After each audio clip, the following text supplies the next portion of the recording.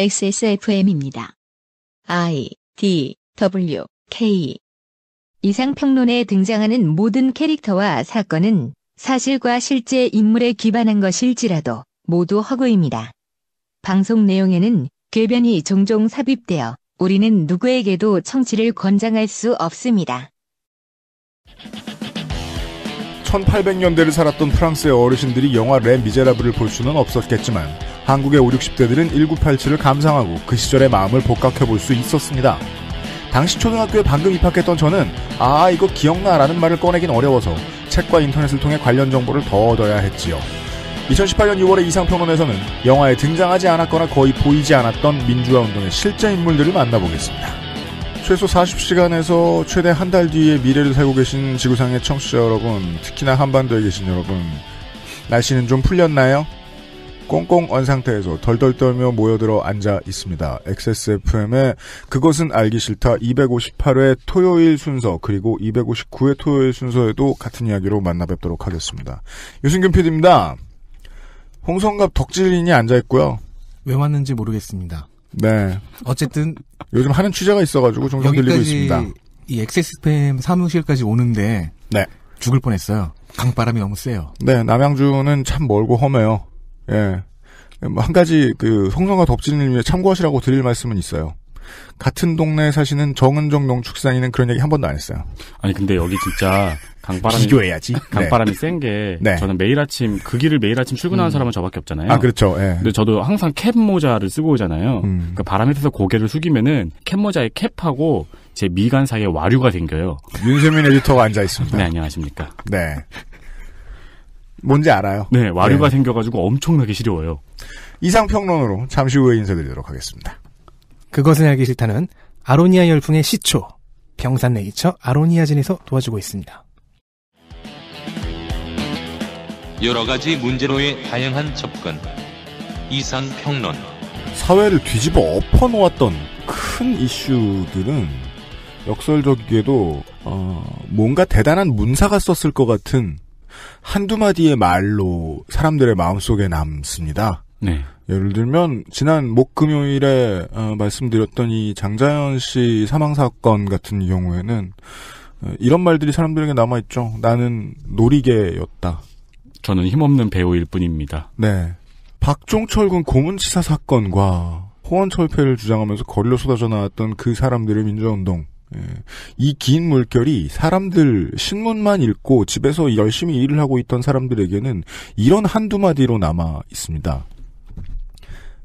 탁친이 억하고 죽었다. 네. 잘 가 그레이. 아버지는 아무 할 말이 없대. 이 두 라인은 모두 영화 1987에 등장했습니다. 네. 그리고 사람들이 상당히 많이 나왔습니다. 이 문제에 대한 역사적인 지식을 쌓지 않은 많은 사람들은 저 사람들은 다 뭘까? 그냥 있던 사람들인가?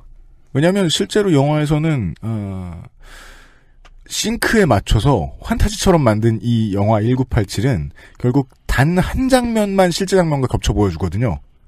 마지막 장면이요? 네. 이한현 열사의 사진이죠. 그것 말고도 얼마나 많은 사람들이 이 영화를 통해서 리트로의 대상이 되었는가가 인터넷에서 많이 떠돌았습니다. 아무리 시덥지 않아도 혹은 재미가 없어도 남들 하는 얘기는 안 하는 손희상 선생은 이달에 뭘 준비하는지 좀 보겠습니다. 어서 오십시오. 안녕하세요. 오랜만에 나오니까 대화에 끼어들 타이밍을 못 잡겠네요. 그건 저도 항상 그래요. 네. 좀 전에 형광 오렌지색 목도리를 하고 계십니다. 오랜만 본인이 나염했습니까? 네. 좀 전에 1987 영화 판타지라고 하셨는데 그거 정말 정확한 지적인 것 같습니다. 저는 그 영화 보는데 딴 사람 아니야? 몸 안 좋으세요? 아니, 평상시보다 눈이 더 작아지신 것 같고. 저희가 다른 사람을 데리고 어차피 이게 오디오 방송이니까. 목소리만 비슷하면 되지 뭐. 지난번 그 손이상은 트위터에서 누가 탁친이 억하고 죽었어요. 네. 오늘 손이상은 오늘 내일 하시는 것 같습니다. 네. 제가 지난 일요일에 한 영하 16도 17도 그랬을 때 오토바이를 타고 물레동에서 충무로까지 갔거든요. 네. 그리고 지금까지 목소리가 이렇게 되어 있습니다. 어허. 네. 오늘은 영화 1987에 안 나온 사람들 얘기를 할 겁니다. 그렇답니다. 네. 그래서 윤세민과 저는 영화 1987을 본 보람이 없어졌습니다. 그러게요. 저는 보고 거기 나온 인물에 대한 공부도 다 해왔거든요. 시작부터 이씨! 제가 어제 그렇게 얘기를 했지 않습니까? 뭐요? 손희상 선생님이 1987 얘기를 할 것 같다. 그러면은 나는 지금 빨리 가서 내일 녹음하기 전에 빨리 영화를 보겠다. 그렇죠. 근데 오늘 아침에 보니까 오전에 개봉하는 게 주변에 없더라고요. 그래서 네. 그냥 왔어요. 네, 잘하셨습니다. 네. 근데 와서 대본을 딱 보니까 첫 문장이 저거네요. 오늘은 영화 1987에 안 나온 사람들이 얘기할 거다. 나이스. 같이 3년째 일을 하는데도 여전히 매번 당해요, 제가. 아니, 근데 제가 사실은 살았다. 그 전에 기획회의를 하면서 이게 한 달쯤 전에. 네, 맞아요. 했었잖아요. 그때 제가 그 영화 보고서, 이거 저게 실제로 나온 사람들 얘기하면 재밌겠는데 했는데. 다음 주부터 네. 실제로 나온 사람들에 대한 이야기가 방송과 네. 인터넷에 쏟아졌어요. 온갖 언론사에서 다 하고 그러니까요. 있더라고. 네. 다른 사람들 다 나만큼 똑똑해요. 그리고 그거 보면 또 다 비슷비슷해요, 또. 어쩔 수 없잖아요. 화낸다? 알았어요. 그래서 나오지 않은 사람들 얘기를 할 겁니다. 네. 그러니까 그 영화에는 미처 담지 못했던 당시의 노동운동이나 여성운동 그리고 그 운동들의 참여자들에 대한 얘기를 할 건데 관심이 갑니다. 네. 하지만 그 전에 영화에 나온 김정남 선생 이야기부터 하겠습니다. 설경구 씨 역할이었죠. 네. 네. 그러니까 그게 블록버스터 영화로서의 긴박감을 주는데 가장 필요한 인물이었어요. 네. 네. 근데 카메오로 출연했다 그러더라고요. 그건 뭔 소리예요? 그러니까 출연료를 그렇게 안 많이 받았다는 나오는. 얘기죠. 네, 출연료를 안 받고 출연하신 분이 꽤 되세요.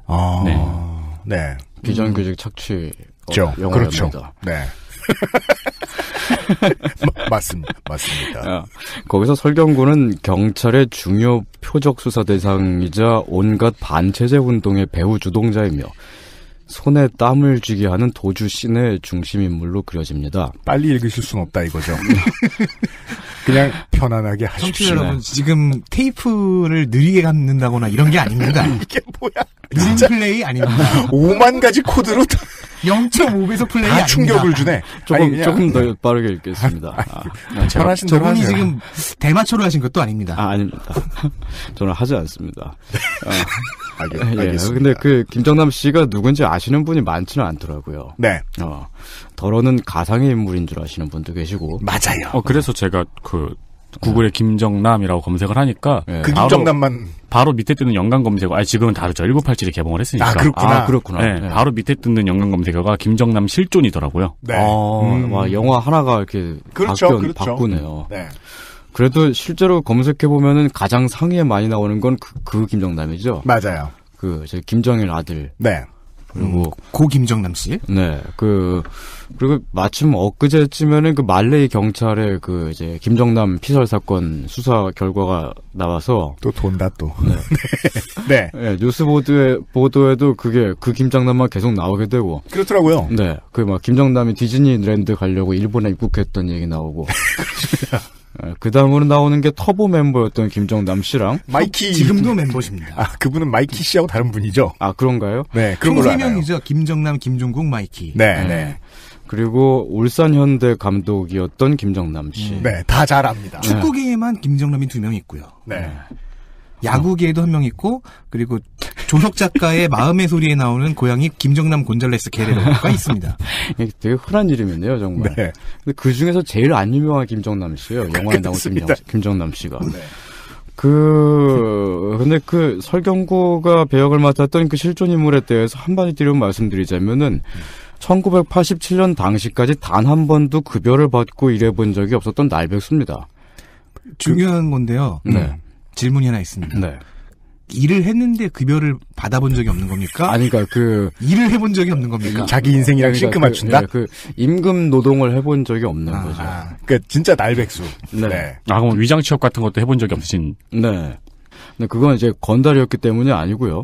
1964년도에 이제 한일 국교 정상화에 항의하다가 그때 김정남 선생이 처음으로 투옥을 됐거든요. 그렇습니다. 그 이후로 304050에 이르러서 계속 내내 수배와 도피 생활을 반복했습니다. 한 30년 넘게요. 네. 근데 이거는 진짜 이 능력이 더 큰 거 아닌가요?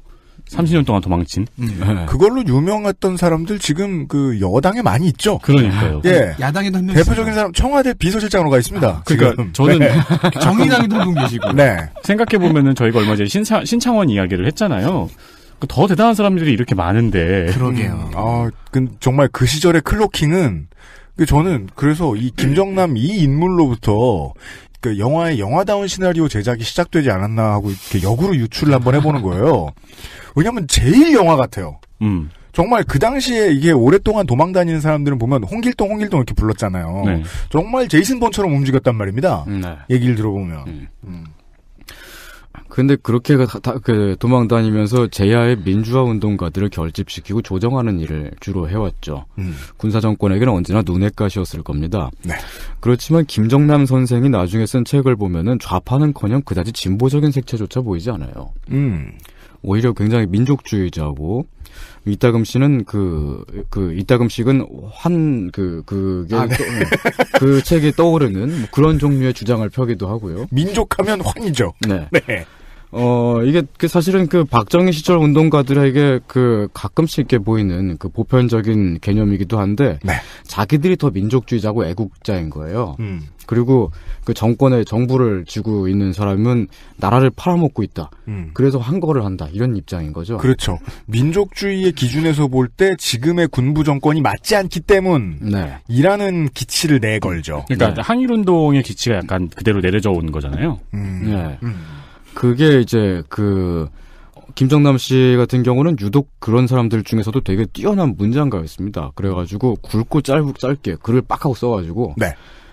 제야운동가들한테 민족적 그리고 애국적인 정통성을 부여해주곤 했던 거죠. 네. 뭔가 용기를 북돋아주는 글을 썼다는 말씀이시죠, 지금? 저녁은 지옥. 근데 원래 이런 하부 조직들이 움직이는 데 있어서 그 당시에 가장 중요했던 건 결국은 아이덴티티를 잡아주어서 결속력을 만들어내는 일이었기 때문에. 네. 예.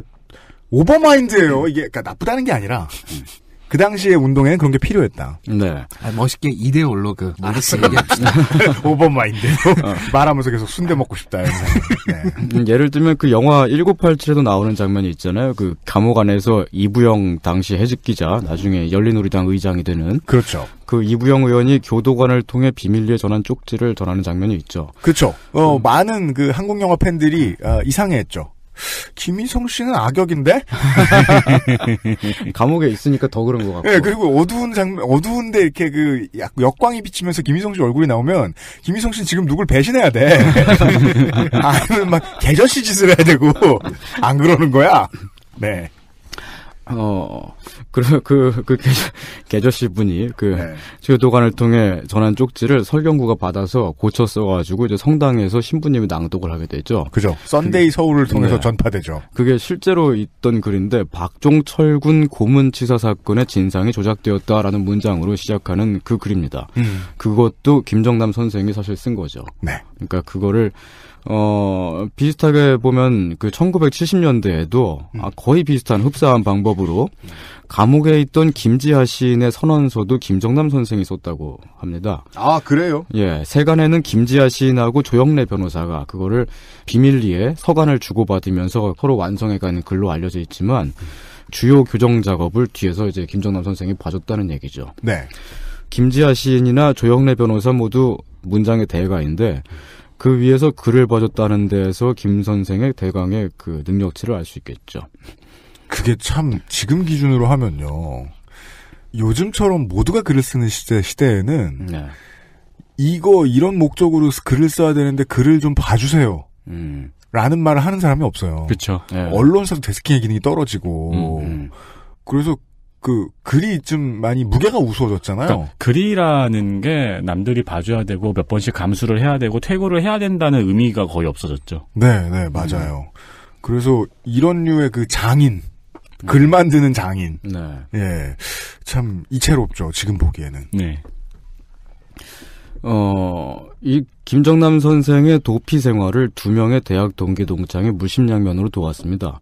사실 그게 이제 오랫동안 수배 생활을 도피를 할 수 있었던 당연히 네. 어시스트 해주는 유닛들이 필요하죠. 네. 네. 그 두 사람은 김덕룡 현 민주평통 수석의장하고 수석부의장하고. 네. 민자당, 신한국당에 이르는 이제 YS 시대 집권기, 여당에서 가장 네임밸류가 높았던 호남 출신 정치인이지요. 네. 예. 그리고 다른 한 사람은 홍사덕 전 국회 부의장입니다. 그러니까 그 홍사덕 씨가요. 네. 이제 그 춤짤 뭐 이런 걸로만 유명해서 네, 그렇죠. 그 군부 2기 시절에 얼마나 열심히 치열하게 살았던 사람인지를 모르시는 분들이 많은데 네. 예, 홍사덕은 뭐 우리나라 정치사에도 되게 의미가 있는 사람이죠. 사실 저기 청취자분들 가운데 30대이신 분들은 홍사덕 하면은 그 예전에 이라크 파병할 때 네. 자기 이라크 전쟁하러 가겠다고 그렇죠. 그리고 안 간 사람. 네, 안 갔잖아요. 결국. 나중에 나이 들어서 한 걸로는 네, 그 네. 개그캐로만 너무 많이 알려져 있어요. 예, 이 당시에도 그 신민당으로 입당하기 전에 신민당 입당하겠다고 선언을 먼저 하고서 그러고 나서 안기부에 끌려갔대요. 그리고 안기부에 가가지고 입당 안 하겠다고 뻥치고 나서 나와가지고 네. 들어간 거예요. 그러니까 전략적으로 뻥을 잘 치는 분이다. 그렇죠.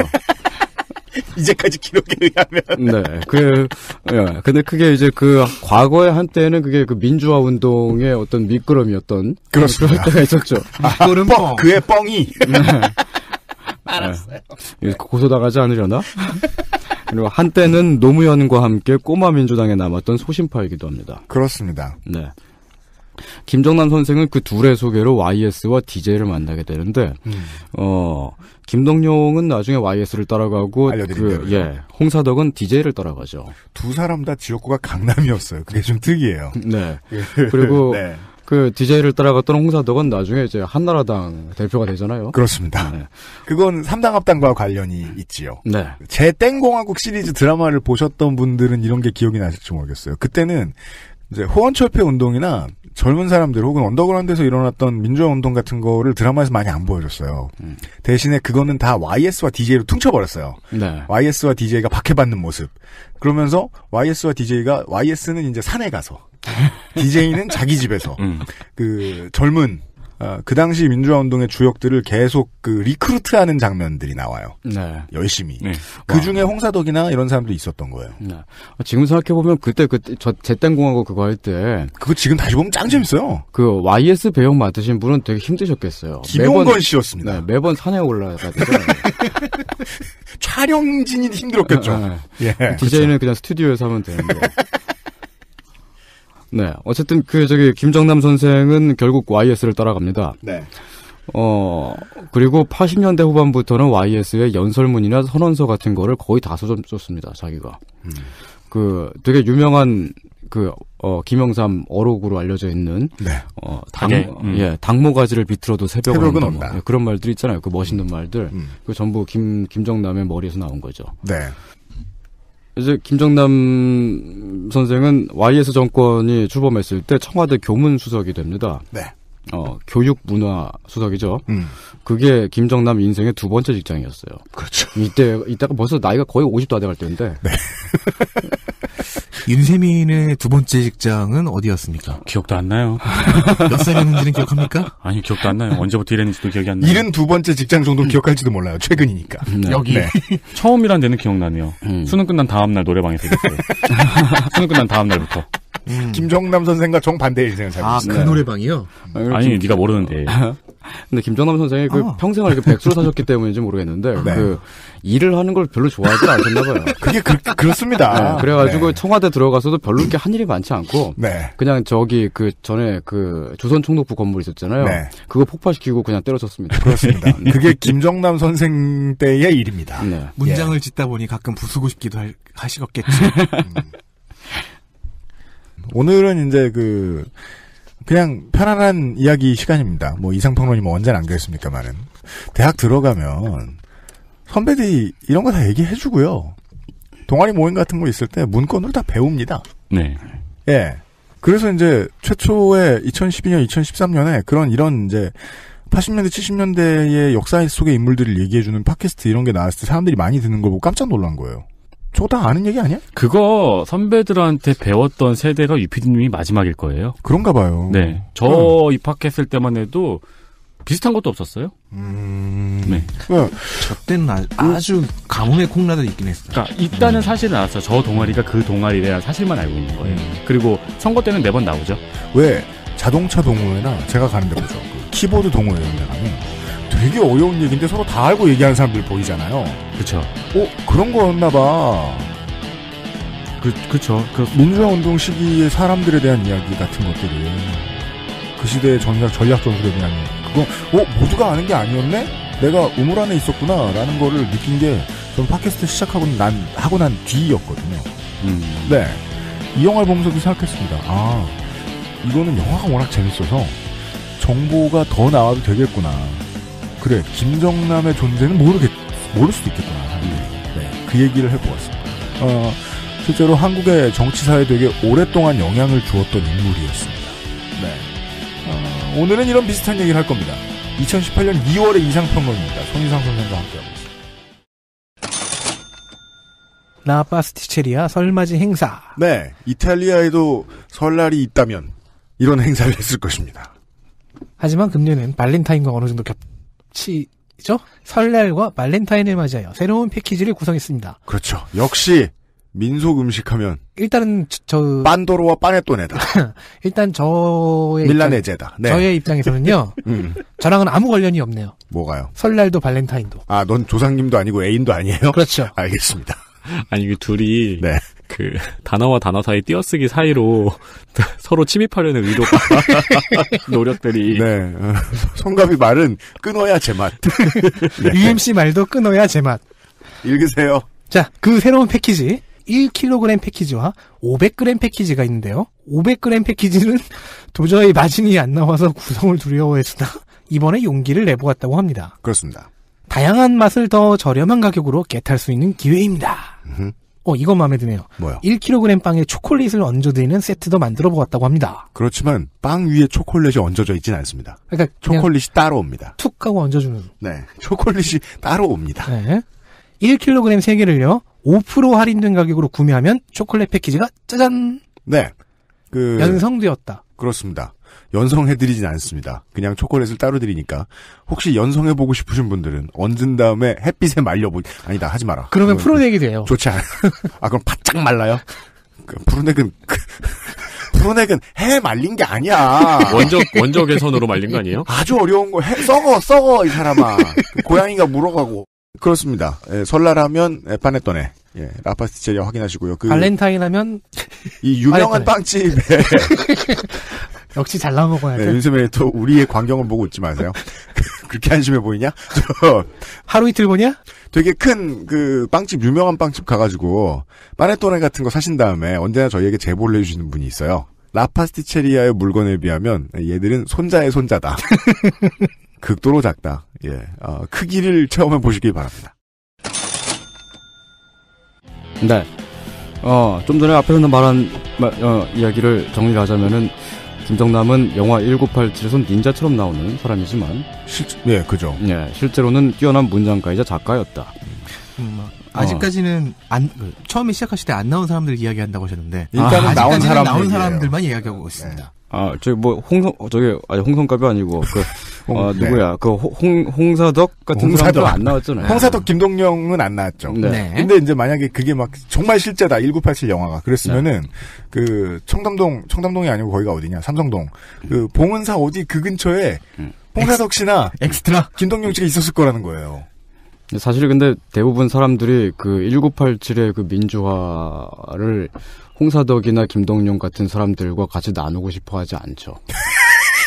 우리 편이 아니라고 생각하잖아요, 그 사람들은. 이제 너무 많이 멀리 가버리고, 이제, 버려야 되고. 맞는 얘기를, 톤이 낮아지고, 천천히, 간격을 올렸으니까 볼이 빨간 채로 말하니까 왜 이렇게 웃기냐. 그래서 처음에 웃음 참느라 힘들었어요. 민주화를, 대단합니다, 정치라는 게. 민주화를 추진하던 사람들이 그걸 막아서게 되기도 합니다. 네. 그쵸. 지금 노동운동에 김문수 씨 이름 있나요? 그래도 김문수 씨 같은 경우는 너무 레전드여가지고. 네. 지금은, 주로 욕을 많이 먹죠. 그쵸. 네. 그 역설의 대표주자잖아요. 네. 헐크 호건의 악역 전환. 네. 네. 예, 그렇습니다. 김정남 선생이 쓴 책을 여러분 도서관에 가셔가지고 아무거나 하나 뽑아 읽어보십시오. 동명이인이 쓴 무슨 영양학 책이라든가 이런 것은 곤란합니다. 민주화 운동의 역사 같은 걸 다룬 책이 있습니다. 그 책 같은 경우는 아무 페이지나 딱 펼쳐도 멋있는 말이 무조건 막 나옵니다. 무슨 말인지 모르겠는데 아무튼 멋있어요. 그런 사람이 있어요. 네, 그냥 그래서 아무 페이지를 딱 펼친 다음에 거기서 이 문장이 좀 멋있는데 해가지고 딱 SNS에 긁어걸 딱 갖다 붙이면은 되게 멋있어요. 되게 많은 따봉을 얻을 수 있다. 이게 되게 정말 인생에 도움이 되는 팁이잖아요, 이런 게. 다른 건 몰라도 요즘 따봉충이 되긴 좋다. 그거 하다가 소송 걸리고 그런 사람들도 많죠.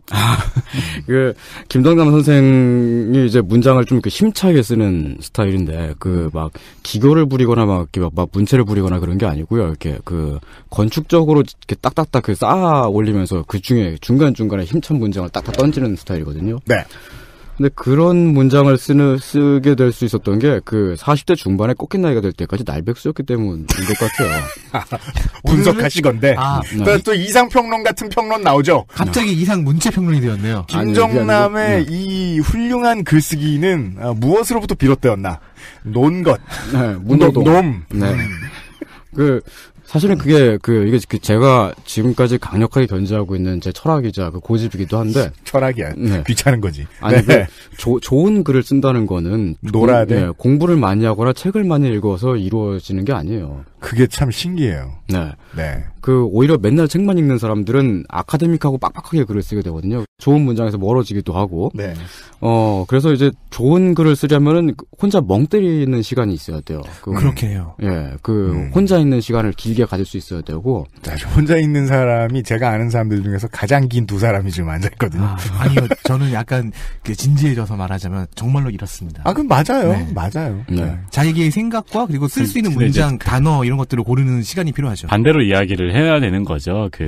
혼자 멍 때리고 있는 것을 굉장히 오래 한 수많은 청취자분들이 나는 왜 좋은 글을 못 쓰냐고. 네. 그분들도 글 쓰기 시작하시면 금방 쓰시고. 맞아요. 그건 그래요. 예. 기왕 시간 많이 쓰신 거. 예, 좋은데 쓰세요. 놈을. 요파시 사연의 퀄리티도. 맞아요. 백수일수록 좋잖아요. 네. 내가 지금 얼마나 비참한가를 딱 봤는데 진짜 비참해. 그 사람은 글도 좋아요. 맞아요. 보통. 네. 여러 가지 표현을 또 고민하잖아요. 그게 비슷한 예로 신영복 교수가 있잖아요. 신영복 교수. 네, 신영복 교수 같은 경우는 통역당 지하 조직 활동을 하다가 20년을 깜빵에 있었는데, 그래서 문장이 죽여요. 뭐야, 가둬놔야 된다는 거야? 글을 잘 쓰려면?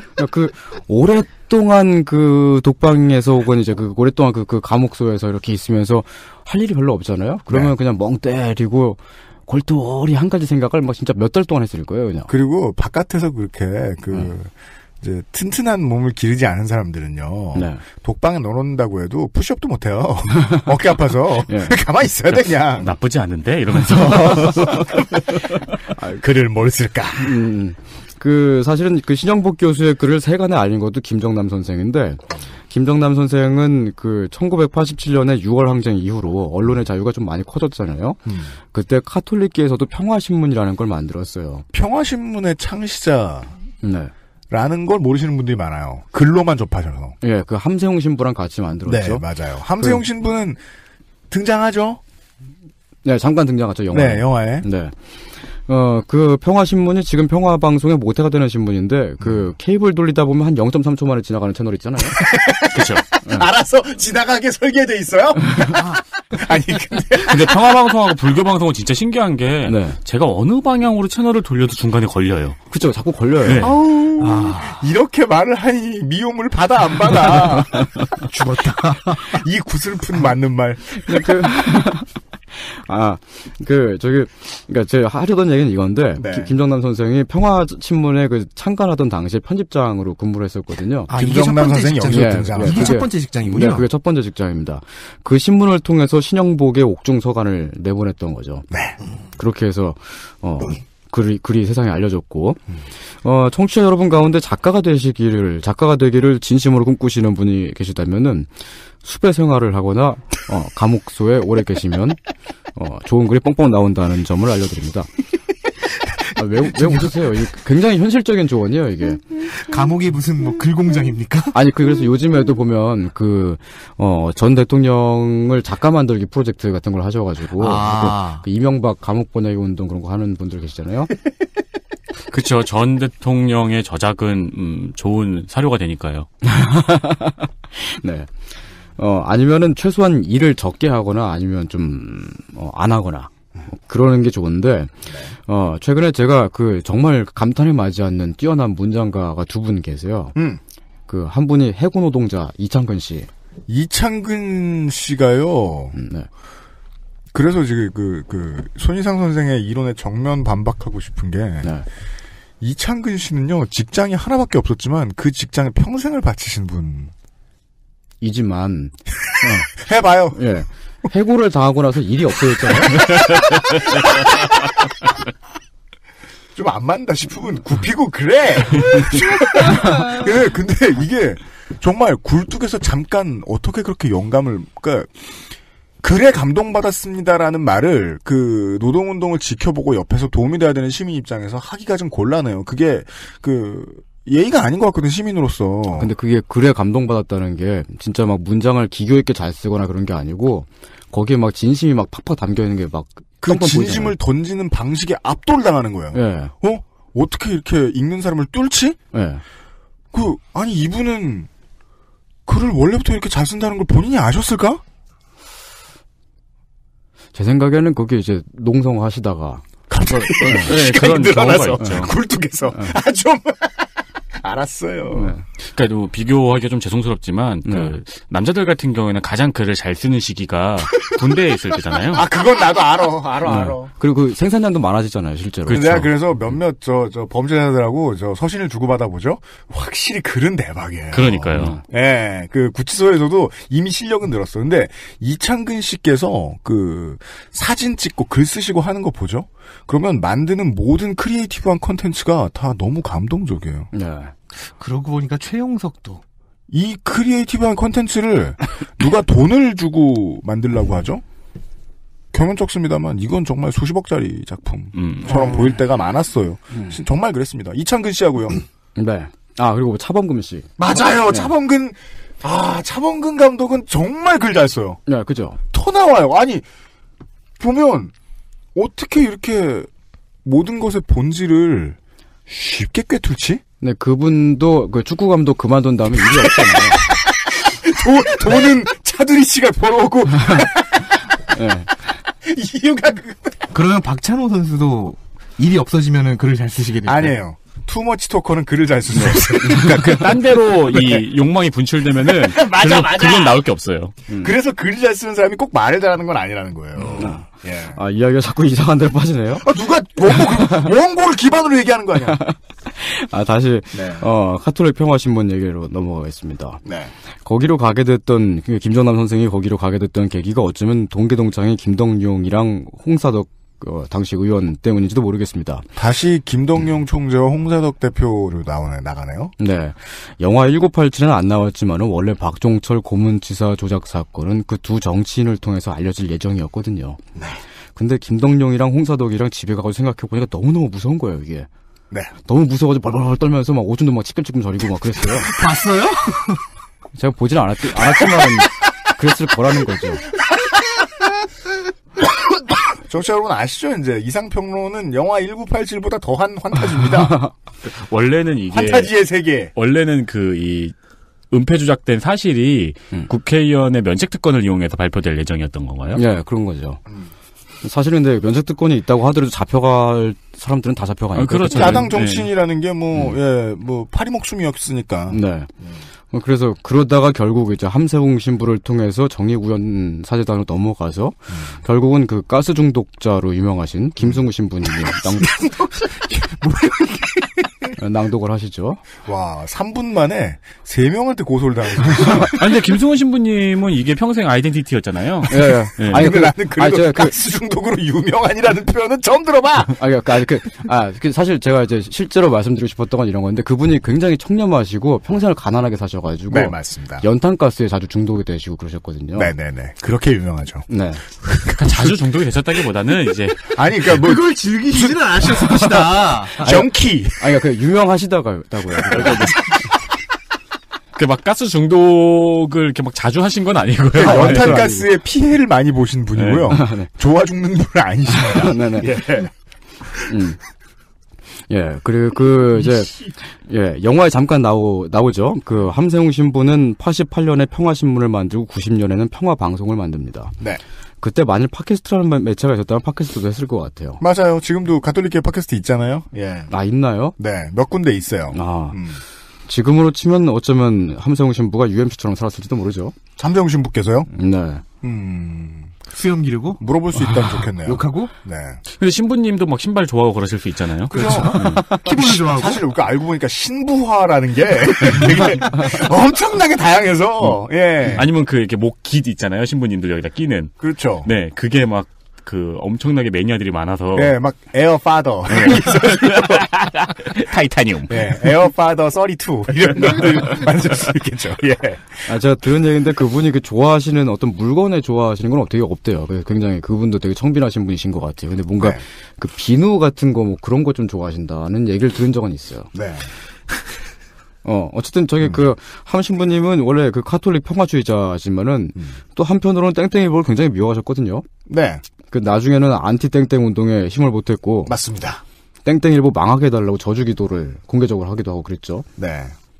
다 사실은 신학적인 근거가 있긴 하더라고요. 시편에도 저주기도가 나오긴 하거든요. 네. 그러니까 함신부님은 홍사덕, 김동용 얘기 나오고 지금까지도 정치권에 있었던 당시의 386, 그 당시에는 대학생들이었죠. 네. 이런 사람들이나 김정남 선생 얘기 나오고 그랬는데 지금까지 나온 사람들 중에서는 가장 쉬지 않고 일관되게 시민사회에서 활약을 하신 분이시죠. 지금까지도. 예.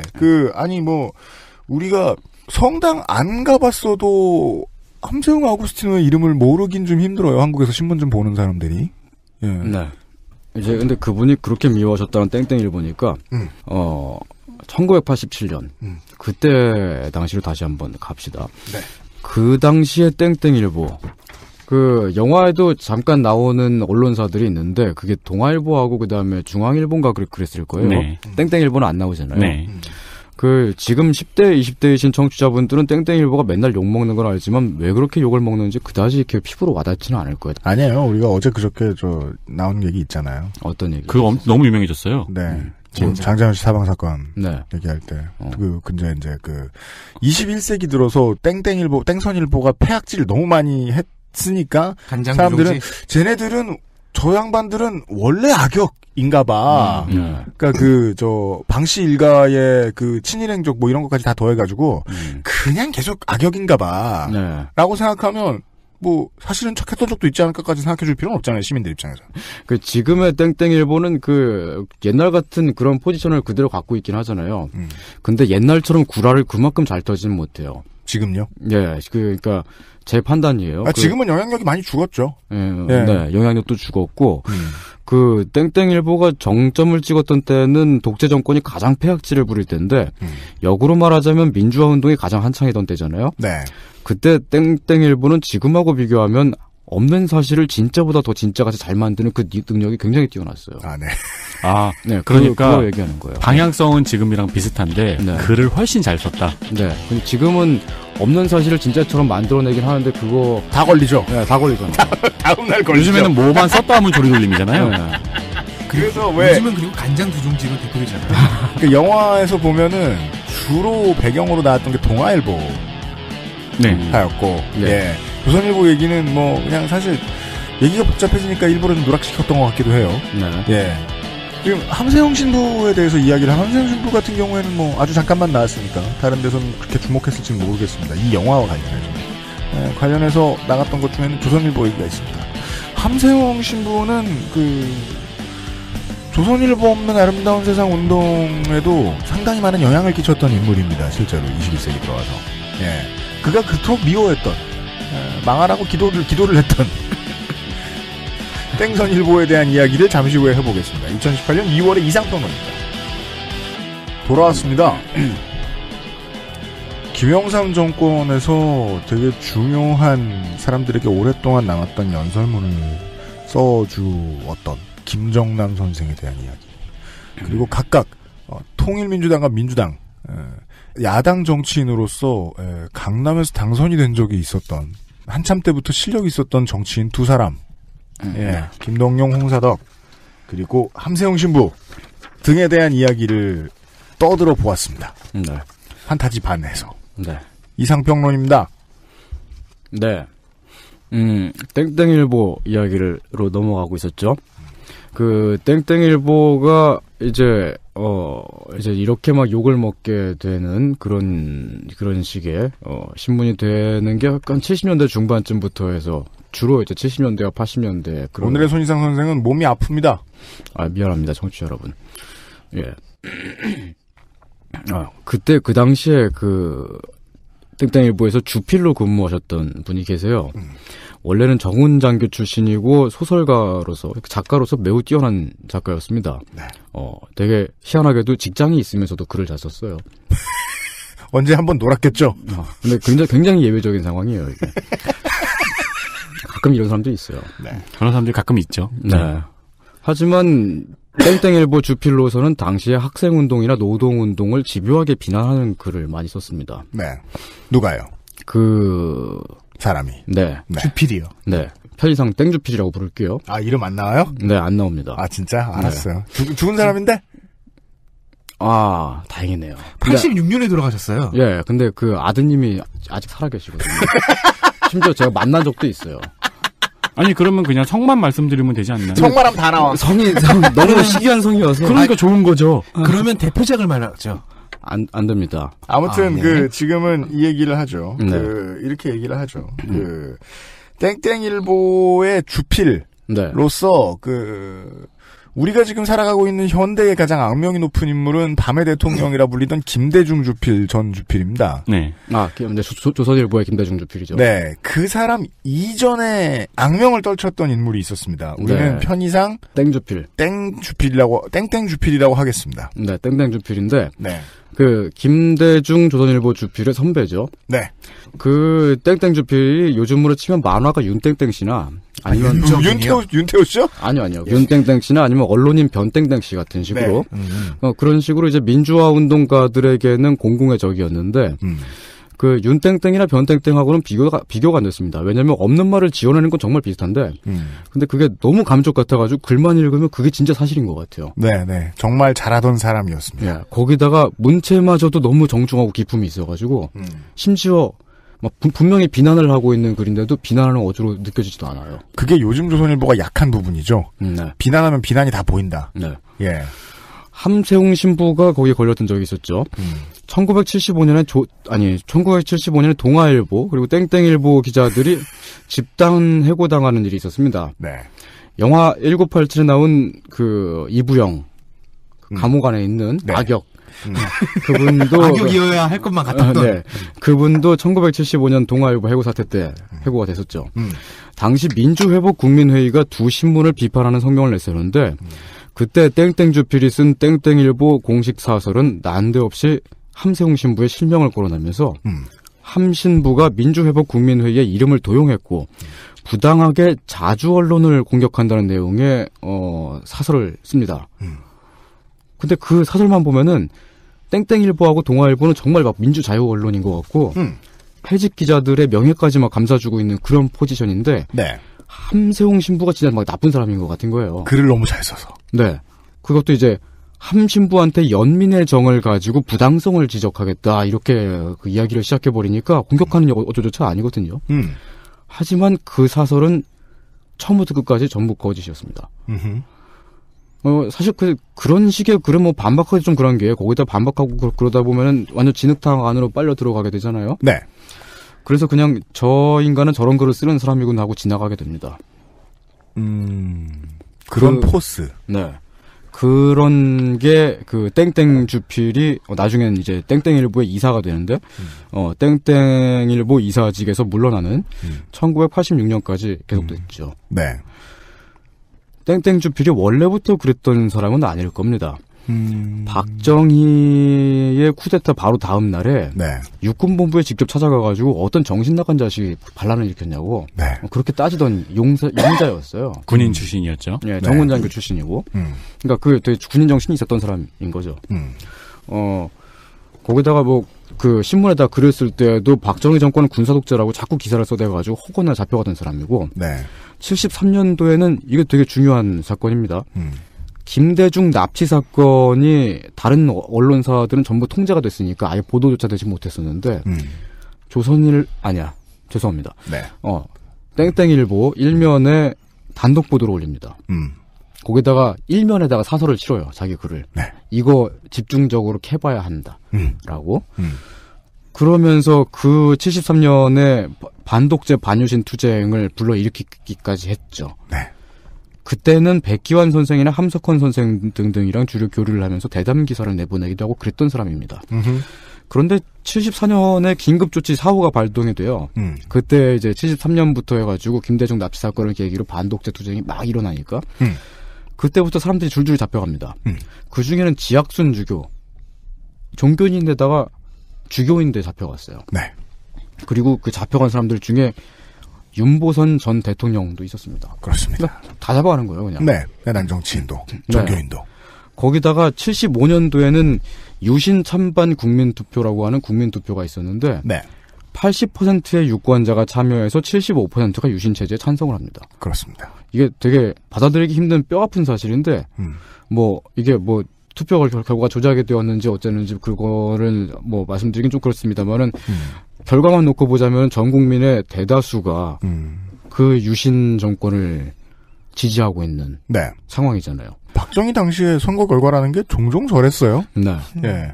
이러면 저 한 전체 60% 정도인가요? 그렇겠죠. 네. 대충 세면. 네.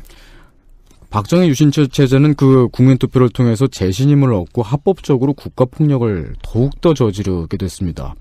앞에서 말한 동아일보와 땡땡일보 집단 해고 사태가 그 직후에 일어난 일이죠. 그리고 그때를 계기로 땡땡주필은 전격적인 친정부, 친정권 언론인이 됩니다. 자, 우리가 말이에요. 87년, 86년, 뭐 80년 이때를 기준으로 민주화 운동을 벌여나가던 사람들이 90년대, 2000년대 와서 제가 아까 3당 합당 얘기도 했습니다만은 어떻게 우리 표현으로 그냥 쉽게 얘기하자. 꼭지가 돌아버렸는가. 네. 갑자기 다른 유닛이 되었는가 특성상. 네. 이 얘기를 했는데 그 앞 세대에도 그런 일이 있었다는 거죠. 그리고 그 되게 중요한 분기는 유신. 네. 예. 75년. 네. 그 유신 반대 운동을 하던 사람들이 민주화 운동 인사들이죠. 네. 어느 순간 돌아서 땡땡일보 주필처럼 됐다는 거예요. 네. 땡땡 주필처럼. 네. 국가폭력이 너무 압도적이었으니까요. 그렇습니다. 근데 그 땡땡주필 같은 경우 좀 약간 좀 신기해요. 그냥 나쁜 놈이 됐나 하면은 또 뒤로는 또 안 그런 일도 되게 많이 있거든요. 그래요? 예를 들면은 사상계의 주간이었던 지명관 선생 있잖아요. 네. 그 지명관 선생은 유신 독재 때 일본으로 망명을 합니다. 아마 제가 알기로 72년인가 그런 것 같은데 정확한 기억이 안 나고요. 지명관 선생의 특이사항으로는 탈모 속성이 있죠. 그리고 그 지명관 선생이 일본에 갔을 때 네. 그분을 일본의 진보 월간지인 세계라고 하는 잡지가 있어요. 네.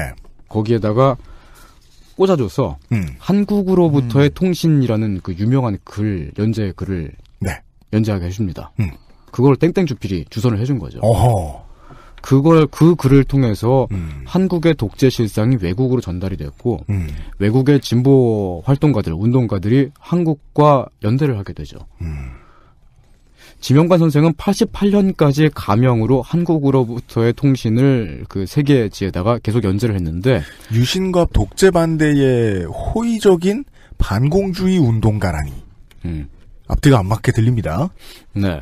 그렇게 연재를 했는데 그 글을 쓴 사람이 자신이고 그 사실은 땡땡주필이 거기다 주선을 해줬다고 하는 사실을 2000년대에서 밝혔습니다. 네. 그러니까 역사를 그냥 얼핏 알고 있던 사람들은 더 황당한 거죠.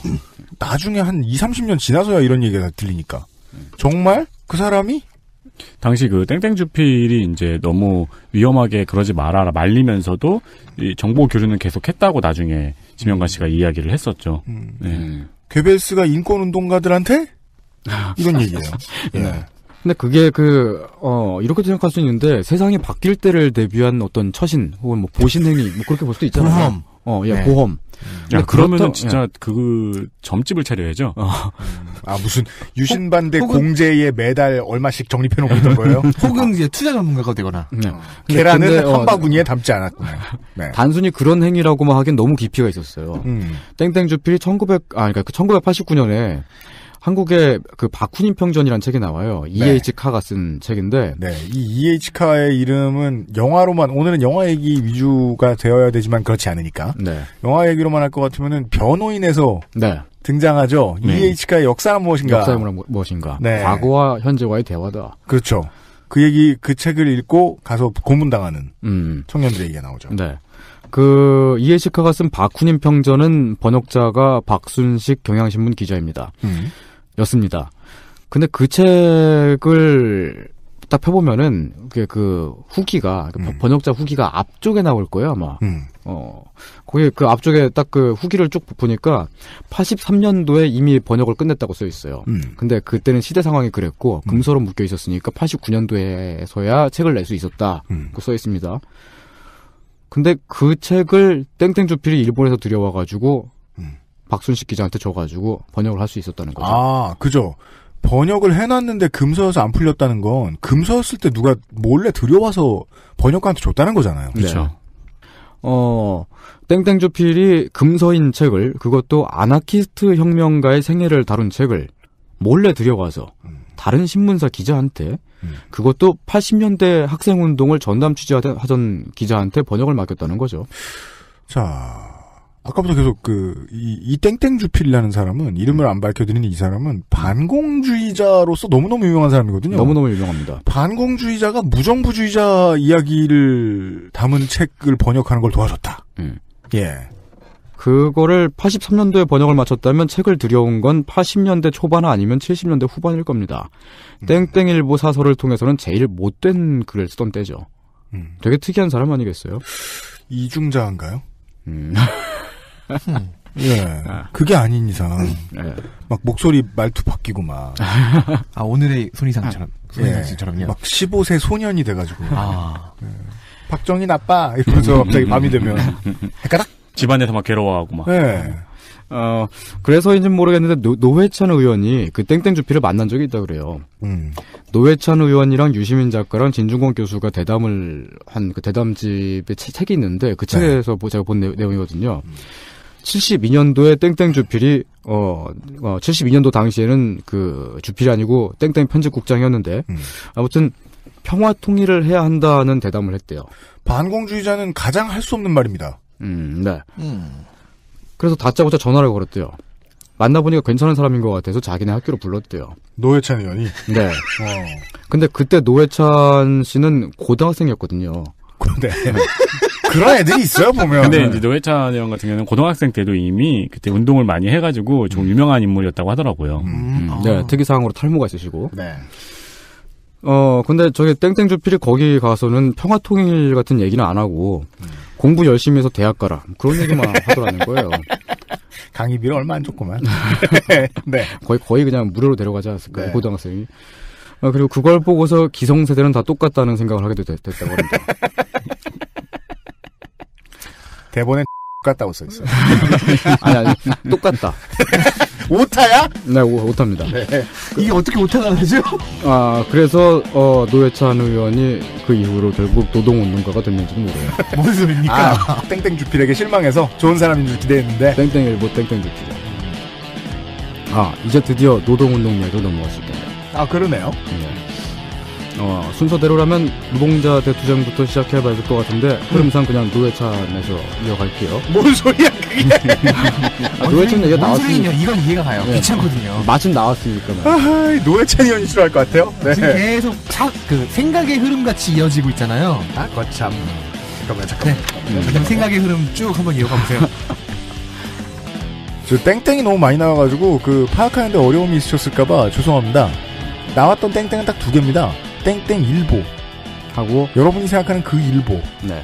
거기에 땡땡 주필. 네. 근데요, 이게 이런 사람에 대한 말씀을 드리는 게요. 실제로 이런 사람이 많습니다. 이렇게 변한 캐릭터요. 아니요. 동시에 변한 게 아닌데 동시에 다 하고 있는 거예요. 마치 그 옛날에 친일파인 줄 알았던 사람이 나중에 알고 보니까 뒤에서 몰래 독립운동가를 돕고 있었다 이런 스토리. 네. 아니 그래서 제가 요새 오랜만에 다른 팟캐스트 한번 들었다가 무슨 우리 편 어쩌고 하는 광고를 만들고 있더라고요. 상스러워 죽을 뻔했어요. 사람들을 어떻게 배신하려고 우리 편이라는 말을 써요. 물건 팔 때. 대체할 만한 더 적합한 단어를 찾지 못한 거죠. 우리 회사에서 많이 써요. 마리아주. 우리 편이 아니야. 마리아주로 좋아. 아니 지금의 여당 혹은 뭐 진보정당에서도 얼마든지 이거는 너무 구세대적인 것 같은데 하는 원칙을 고수하거나 법을 입법할 수도 있는 거고요. 지금의 수구정당에서도 우리 국감 시즌 때 말씀을 종종 드립니다만은 이 정책이 그대로 입안되고 나면은 기업 입장에서는 싫어할 만한 그런 것들을 추진하고자 해서 정치를 하게 됐는데 받아주는 당이 자유한국당이라서 거기 들어간 사람들도 있어요. 네. 근데 그 중에서도 너무 특이한 케이스였다는 거죠. 보수 세력의 언론전의 최고의 천병이었는데 네. 뒤로 너무 다른 일을 많이 했다. 네. 그런 인물에 대한 얘기를 조금 전에 드렸습니다. 영화 1987하고 정말 관련이 없네요. 이제는 노회찬 의원이 나오질 않나. 손희상 선생과 함께하고 있습니다. 네. 땡땡일보의 땡주피를 오라가라 하던 고등학생 노회찬은 1979년에 대학생이 됩니다. 그리고 1982년도부터 위장 취업을 하여 용접공이 되지요. 처음엔 서울에서 일을 했지만 곧 부천과 주안, 인천 등지로 옮겨가며 일을 합니다. 불온 문서를 뿌린 혐의로, 주로 그런 혐의로 수배가 되고, 그러면 일단 튀었다가 신분증을 다시 만들어서 다른 데 가서 취업을 하고. 영화에 나왔던가요? 이 신분증 만들어준 기술자가 있죠? 영화에 나왔었나요? 영화에는 안 나왔죠, 아마? 안 나왔나? 네. 예. 근데 그때는 그런 기술자들이 심상치 않게 있었죠. 뭐 신분증 만드는 게 아니고 그때는 뭐 많은 것을 만드는 기술자들이 있었죠. 네. 옛날에는 기술자들이 정말 많았던 게 고무줄을 이렇게 나무 젓가락에 이어가지고 사제총 만드는 그거 알아요? 진짜요? 고무줄 총이요? 네. 그거 진짜 이만하게 만들어가지고 그거 딱 맞으면 진짜 아파요. 그거 저기 기관총으로도 만드시고 그래요. 네. 고무줄 기관총. 연발로? 네, 연발로. 짱이에요. 그게 돼? 네. 수제로 그렇게 만들 수 있어요. 제가 어릴 적에 우리 동네에서는 그거 제일 잘 만드는 사람이었는데 이게 뭐였어 그게? 덕들의 세계를 보니까 명함도 못 내밀더라고요. 그렇구나. 네. 근데 여기서 잠깐 알아둬야 할 것은 우리가 이제 그 영화 1987로 이야기를 시작했으니까 1987년 그때 당시의 이야기를 해야만 할 것 같은데 그때 딱 그 무렵 때쯤입니다. 태어난 이래로 고자나 다름없었던 노회찬이 뭐라고요? 모태솔로였다고요. 최대한 7, 8명에게 혹은 그들의 유가족에게 제가 심심한 사죄를 드릴 테니까 고소하시면 안 돼요. 우리 회사가 한두 건은 막을 수 있는데요. 저를 왜 여기 나오라고 하겠습니까? 제가 수정하겠습니다. 네. 아주 순수한 소년이었 노회찬이 노동운동을 하면서 결혼을 했다는 겁니다. 네. 김지선 현 오늘의 여성 이사가 바깥 양반이시죠? 네. 그보다 조금 앞서서는 송영길 전 인천시장도 결혼을 했는데 송 전 시장은 1987년 당시에 인천에서 택시 운전을 하면서 택시 노조를 만들고 있었죠. 네. 그리고 그보다 조금 더 앞서자면은 화물 트럭을 몰면서 운수 노조 활동을 하던 이성배 지금 마을학교 이사장도 결혼을 합니다. 네. 지금 박간 양반이 대선 주자의 품에 안겼죠. 네. 당시엔 수배자였던 네. 지금은 대선 후보였던 심상정 의원이죠. 이 세 가지 사례를 통해 우리가 알 수 있는 것이 있습니다. 청취자 여러분 가운데 모태솔로이신 분, 그리고 평생을 마법사로 살아오신 분은 네, 노동운동에 뛰어드십시오. 결혼을 할 수 있다. 네, 노동운동은 곧 결혼이다. 두 번째 팁이네요. 첫 번째 팁, 글을 잘 쓰기 위해선 감옥에 가라. 네. 결혼을 하기 위해선 노동운동을 해라. 그렇습니다. 매우 현실적인 조언이지요. 네. 그 이번 회차를 계기로 그 아주 피버팅한 그 회차예요. 이번 회차를 계기로 청취자 여러분들께 제가 이제 단언해드릴 수 있습니다. 이상평론에 나오는 어떤 말도 믿지 마세요. 내용은 모두 허구이며 쓰레기 같습니다. 이게 동의합니다. 사우스파크의 인사말이죠. 네. 아, 근데 누구도 참고해서는 안 될 것입니다. 아, 노동운동을 하다 결혼하고 그런 분들이 한두 명이 아니에요. 저기 김문순대 씨 있잖아요. 그분도 노동운동 하시다가 장가 갔어요. 그분은 이제 아예 그분의- 그냥 순대가 됐어요? 네. 풀네임은 I'm 김문수. 네. 그리고 NYU. 그분이 예. 이성배 씨와 심상정 두 분을 연결해줬다고. 네. 아, 그렇죠. 그런 사람이죠. 그리고 심상정 의원은 그 당시 이제 수배 중인데 남자 만나 결혼도 하고. 네. 그러니까 그 능력이 더 뛰어나지 않아요? 그러니까 이분도 엄청난 닌자였잖아요. 네. 근데 그 닌자들은요, 그 옛날 운동의 분위기인데, 이제 그 자기 연애하는 이제 그 배우자 뭐 이런 사람들한테 긴 말 안 한대잖아요. 기다려라. 그럼 언젠가 나타나고. 그죠? 그 심상정 의원도 그랬을 거 아니에요. 기다려라. 아니 근데 그것도 대단한 게 뭐 정부가 그렇게 막 관심 밖에 있던 수배자도 아니었고 1급이었잖아요. 눈에 불을 켜고 찾던 수배자들이었잖아요. 아니 잡혔을 때는 그 심상정이 잡혔다고 하면서 경찰들이 구경 오고. 이게 닌자 짓이 오지게 어려운 일인 것 같긴 해요. 네. 그러면서도 결혼을 했는데 네. 너희들은 아, 이런 젠장. 그 결론이군요. 답 안 나오면 노동운동해라.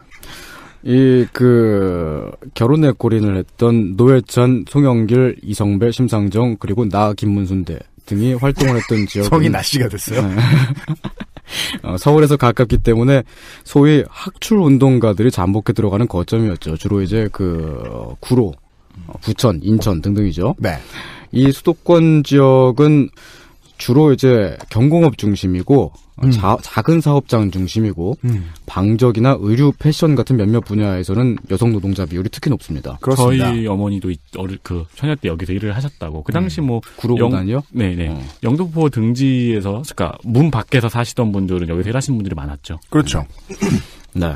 이게 87년도에 노동자 대투쟁의 핵심적인 거점이 되었던 울산, 거제 등등하고는 좀 달라요. 크게 보자면. 그쪽 지역은 큰 중공업 중심이고. 네, 예나 지금이나. 네. 그리고 그쪽은 국가산업을 움직이니까 네. 그쪽에서는 스스로 힘이 있다는 걸 좀 많이 알고 있죠. 파업을 하면 나라 경제가 통째로 멈추니까요. 노동운동에도 크게 NLPD, CA 같은 그런 노선의 차이가 있고 각각 정파마다 차이는 있었지만 지금 보면 사실 그렇게 큰 차이 같지 않거든요. 무의미하다고 봐도 될 정도로. 그때는 어마어마한 벽 같은 차이였는데 네, 지금 와서도 옅어진 게 있어요. 저는 실제로 지금 제가 같이 활동하는 그 그룹에 보면은 NL 출신, PDC 출신, CA 출신 다 있어요. 다 같이 지금은 그래요. 네, 잘 어울릴 수 있습니다. 다만 이제 저는 이제 그거를 이제 NLPD, CA 이런 식으로 보는 게 아니고 수도권의 경공업 중심하고 지방의 중공업 중심하고의 큰 노동 환경의 차이. 그렇게로 봐서 이제 노동운동의 큰 두 개의 줄기를 좀 나눠보는 편이에요. 네. 그 중에서 먼저 싸움이 시작된 곳은 구로였습니다. 그 지역은 원래 박정희 때 한일회담 협상 과정에서 일본으로 무관세 수출 생산을 하려고 조성된 산업기지입니다. 네. 말하자면 북한으로 치면 개성공단 같은. 맞습니다. 네. 지금의 구로 디지털 단지가 있는 데고요. 그렇습니다. 네, 제 세대는 아직까지 봐도 그냥 구로 공단역이 더 편합니다. 네. 동대문 운동장역이 더 편하고요. 네. 전 지금도 동대문 운동장이라고 하고. 구로공단이 나중엔 단지가 더 확장이 돼가지고 가산 디지털 단지가 있는 지금 가산 디지털 단지인 곳에 2공단이 들어서고. 그때는 가산 디지털 단지역이 아니고 가리봉역이었죠. 네. 네. 아, 맞아. 그때 가리봉역에서 내리면은 그냥 공장밖에 없었어요. 그렇죠. 예. 근데 제가 지금 말씀드린 그때라는 게 기껏해야 20년 정도밖에 안 됐어요. 그리고 지금 이런저런 아울렛이 있는 곳에 3공단이 있었죠. 네. 그래서 그 아울렛. 네, 아울렛 앞에 보면은 굴뚝 모양을 형상화한 조각품이 있죠. 맞습니다. 네. 그렇구나. 공단이란 말이요. 라면서. 네. 예. 그곳에서 1985년도에 구로동맹 파업이 일어납니다. 말하자면 한국 최초의 동맹 파업이었죠. 그렇습니다. 네. 네. 우리가 지금요, 요런 얘기까지 발전을 했습니다. 네. 예. 학생운동, 제야인사, 네. 그리고 또 하나의 줄기, 노동운동, 네. 그리고 그 중에서 가장 중요한 사건이었던 동맹파업. 네. 네. 85년입니다. 1985년에 한국 최초의 동맹파업, 정확히는 6.25 전쟁 이후에 최초의 동맹파업인 구로파업은 줄여서 구로파라고 하죠. 네. 구로파는 대우어페럴이라고 하는 구로단지 내에서는 규모가 꽤 컸던 작업장에서 시작이 됐습니다. 이 봉제 공장은 1984년부터 노조 활동이 시작됐는데 회사 쪽에서는 어용깡패, 당시에는 구사대라고 불리던 사람들을 고용해서 노조를 무너뜨리는 활동을 하는 사람들 있잖아요. 네. 구사대는 무슨 뜻이었을까요? 그러게. 구로 36. 구로 사수대였나? 지금 재빨리 검색을 좀 해주시겠습니까? 죽을 사자 아니죠? 아니에요. 회사를 구하는. 그러네. 아, 회사를 구하는 사람들이란 뜻이었어요? 와, 허무할 정도로 단순한 네이밍이에요. 그러게. 난 뱀사자가 들어갈 줄 알았어요. 그 원래 저희 노래에 백골단 구사대 몰아쳐도 그런 노래 있잖아요. 네. 백골단이랑 같이 언급되길래 구사대가 되게 무서운 이미지였는데 네. 지금 구사대가 제 마음속에서 많이 약해졌어요. 구사대가 그 이름이 갑자기 나인 스네이크스 뭐 이런 거 같았는데. 노차싸 같은 거잖아요. 아, 화이트 스컬이랑 나인 스네이크예요? 그 선즈 오브 아나키 같네요. 네. 근데 회사를 구하는 사람들 이러니까 되게 선량한 직장인들이 모여 앉아서 노래를 찾는 사람들이랑 같이 노는 미싱을 돌리는 그러니까요. 그런 사람들 아닙니다. 네. 어용깡패죠. 네, 실제로 그 노동자 조합원들을 폭력을 저지르고 네. 많이 내몰고 그랬죠. 그래서 그러한 그 쟁의 분쇄 시도에 맞서서 대우어페럴 노조가 당시 야당이었던 민한당사를 점거를 합니다. 네. 과거에 YH 노동자들이 신민당사를 점거했던 일이 있었는데 그것과 비슷하죠. 민한당의 유치송 총재는 김영삼 같은 위인은 아니었지만 이 전술은 상당히 효과적이었던 것 같습니다. 왜냐하면 YH 점거 당시에 김영삼 총재가 했던 어떤 역할이 있었고 그게 오늘날은 이렇게 평가하는 분들도 계세요. 그때 그 사건이 유신체제를 무너뜨린 기폭제가 됐다. 기폭제가 됐다. 네. 그래서 그러한 그 전과가 있으니까. 네. 이게 여러분들이 들으시는 그 어감이 맞습니다. 이 회사는 대우그룹의 창시자가 만든 회사입니다. 네. 회장이었던 김우중. 네. 김우중 회장이 직접 와서 노조 활동을 인정하고 단체 협약을 체결했죠. 그때 합의했던 사항 중 하나가 한 달에 10만 원씩은 준다. 였습니다. 그게 뭐로 들어도 이상한 얘기죠. 뭔 소리야 이게. 뭘로 주겠다는 거야? 밥값? 버스비? 그러니까 그 월급인 거죠. 최저임금이죠. 네. 네. 이 당시에는 그 국가 전체에 최저임금 제도가 아예 없었어요. 그러니까 없었으니까 네. 김우중 회장이 개인적으로 약속한. 네. 근데 10만 원씩이라고 하는 것도 당시에 상당히 저임금이었죠. 그런데 갑자기 국가가 개입해가지고 노조 간부들을 잡아갑니다. 그렇습니다. 대충 이렇게 상황을 딱 보면 전체적인 그림이 딱 그려지지 않습니까? 협약을 어떻게 하든 노조 활동을 시작하면 국가가 잡아가겠다. 공안 통치를 하겠다. 라는 그렇죠. 신호가 딱 오는 거죠. 네. 그러니까 공단 노동자들이 그때 그 당시에 1공단, 2공단, 3공단 졌다고 말씀드렸잖아요. 거기가 다 한꺼번에 연대 파업을 그러니까 하게 됩니다. 공단이라는 게 지금도 이제 몇몇 도시에서 이제 공단 따로 해놓은 블럭들이 좀 있긴 있는데 공단에 당연히 한 회사만 있는 게 아닙니다. 네. 세제 혜택도 있고 물류도 편하고 하니까 되게 여러 개의 회사가 있고 보통 들어가 있는 회사들은 비슷한 일들을 합니다. 네. 노동운동 조직을 하기가 쉽습니다. 그러니까 공단이라는 곳이 실제로 가보면 어마어마하게 넓잖아요. 네. 사람이 걸어다니다 보면 성남에도 공단이 있어가지고 팡진이의 지옥을 봤죠. 그리하여 뭔 얘기가 나왔는데 계속 나와요. 아 진짜로요? 네. 2월 말에 이 대우어페럴의 위원장이 그래서 구속이 된 다음에 네. 아까 나왔던 이름들 중에 하나가 등장을 하게 됩니다. 회사도 다르고 업종도 다른 그 공단 안에 있던 여러 업체들의 노조들이 함께 파업을 시작합니다. 네. 당시에 근데 그때 구로동맹 파업 당시에 간부급으로 노조 간부급으로 계셨고 나중에도 땡노란 등에서 활동을 하셨던 분한테 제가 따로 얘기를 드렸던 게 있었는데 알려진 것과는 다르게 심상정 의원이 그 당시 주동은 아니지만 각각의 노조들을 연결하는 역할을 주로 했었던 것 같고 그리고 심상정 의원은 이렇게 그 전면적으로 앞에 나서는 그런 리더 역할이라기보다는 어떤 특정한 타이밍이 딱 왔을 때 그때 팍 하고 터뜨리는 그런 능력자였던 것 같습니다. 스페셜리스트. 그리고 그 이후에 주요 수배자가 돼서 신문이나 TV 등등에 얼굴이 빵빵 나오게 되죠. 그렇습니다. 네. 그리고 때가 왔구나. 닌자 본능을 보여주마. 네. 다시 보면 진짜 얼굴 빵빵 나왔더라고요, 정말. 네. 아, 닌자. 그쵸. 진짜 가끔씩 그 옛날 신문들 이렇게 들춰볼 때 있잖아요. 그런 거 스크랩된 거. 네. 거기 수배자 해가지고 심상정 의원 그 당시 딱 얼굴 나오고 그런 거 보면 되게 신기해요. 지금에 와서는 우리가 구로 파업에서 서노련과 인민노련으로 그리고 6월 항쟁과 노동자 대투쟁으로 이어지는 역사의 고리를 발견하고서 당시의 파업투쟁을 긍정적으로 말하는 시대가 됐죠.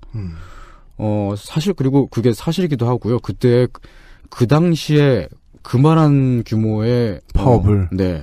정말 한 수천 명이거든요.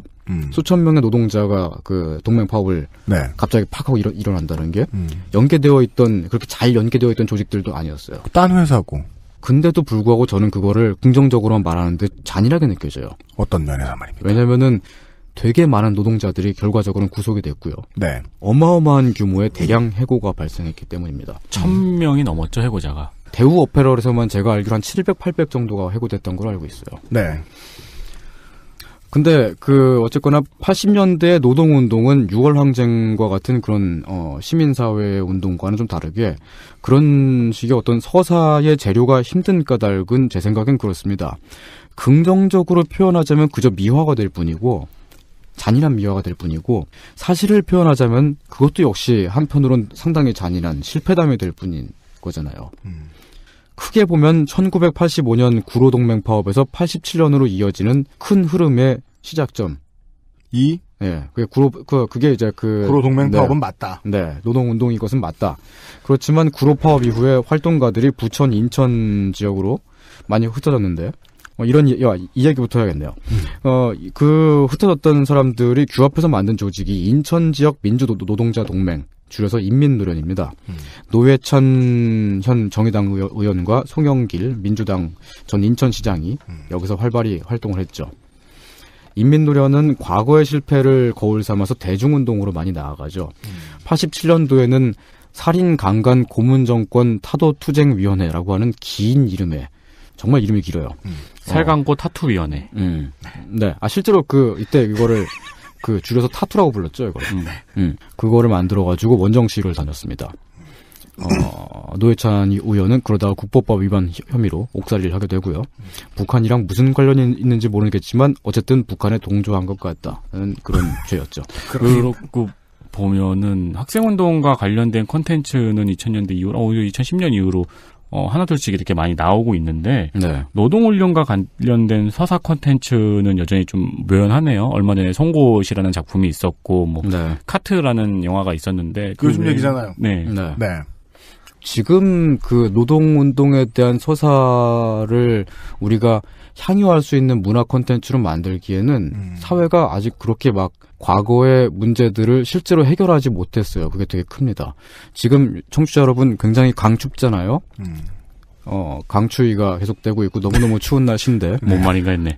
강가가 더 추워요. 예, 지금도 고공농성을 하고 계신 노동자들이 있습니다.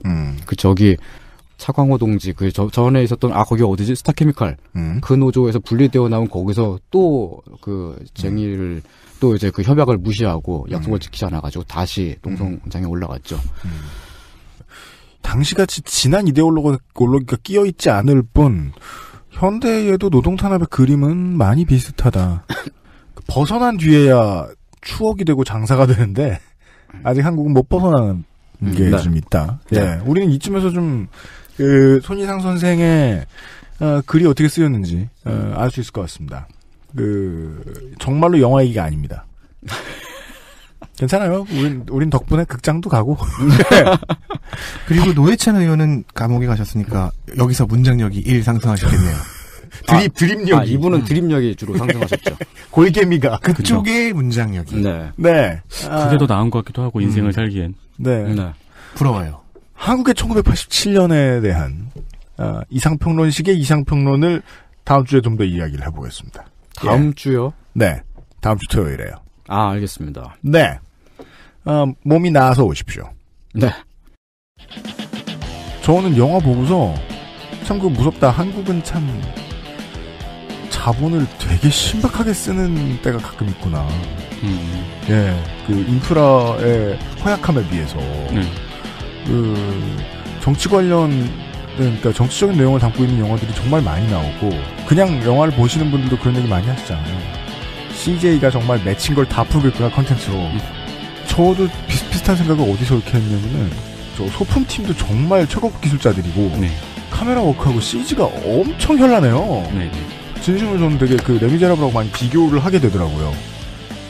기술적인 현란함을 내려놓고 보면은 우리는 이것을 돌아봄으로 인해서 이걸 이렇게 돌아봤으니까 앞으로 이렇게 살아야지 보다는 이 돌아보는 작업도 시작한 거구나.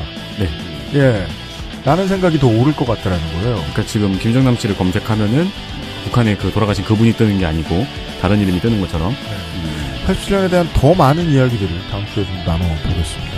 손희상 선생과 다음 주 주말에 그대로 돌아오도록 하겠습니다. 비상시국 대책회의가 그냥 이렇게 앉아있겠습니다. 듣느라 수고 많이 하셨습니다. 다음 주에 날 풀리면 봅시다. 안녕히 계십시오. 근데 이게 이렇게 제가 그냥 보조 MC로 앉아있을 때는 몰랐는데 뭔데요? 옆에 덕질인하고 저하고 이렇게 앉아있다 보니까 되게 그 쩌리 같은 느낌이 드네요, 둘이. 그러게요. 그럼 덕질인을 그 손희상 선생 옆자리로 다음 주에는 배치를 할게요. 예. 아니 그 무한도전 행쇼에 나오는 정준하 박명수 같은 느낌이 들어요. 역할 좀 해! 내가 누구야? 다들 나오지도 않으면서